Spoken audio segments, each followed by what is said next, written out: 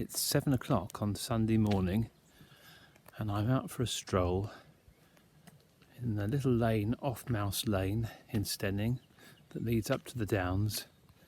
And I'm walking up here for a very special reason, because at the start of April and more towards the middle and end of April, the nightingales arrive.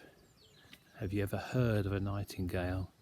Perhaps the most famous songbird in our culture. In the winter, they spend the months there in Guinea in West Africa. We know that now because a couple of years ago some scientists tracked them. They put small tracking devices on the birds. Till then we didn't know where they went.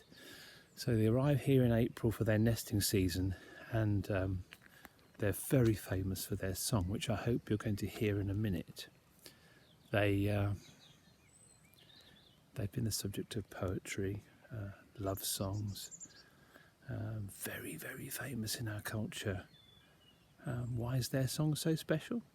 Because of the range of notes they can produce. Blackbird produces about 100 different notes or sounds. A skylark, which you might hear up on the fields, 300 or 400 different sounds. But the nightingale produces over 1,000 sounds. And they now know that's because the part of the brain that is responsible for sound is so much bigger in the nightingale. Now, you might think for a bird that makes such a wonderful song, they'd be beautiful and colourful, but in fact they're tiny and brown, just a bit bigger than a robin, and brownish in colour. They nest close to the ground in thick bushes, like the ones we see here.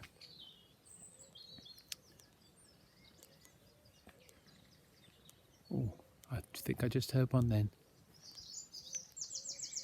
There he is.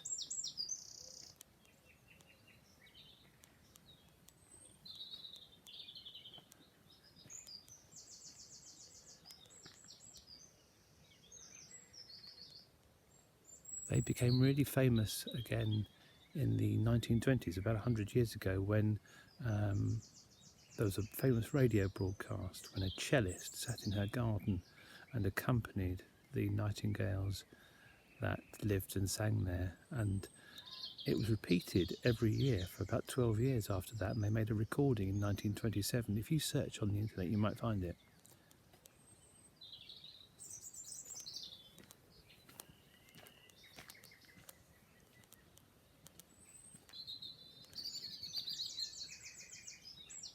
There he is.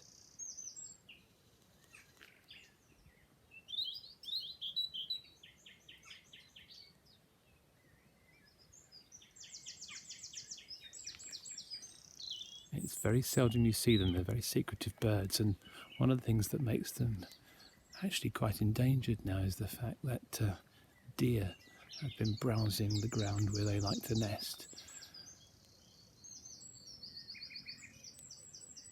Just leave you listening to that for a moment.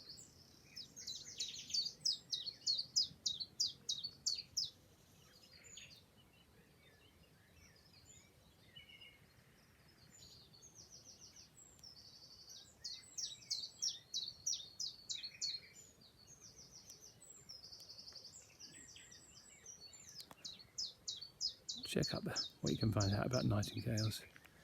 Maybe you'll be lucky enough to see and hear one for yourself. Have a lovely day.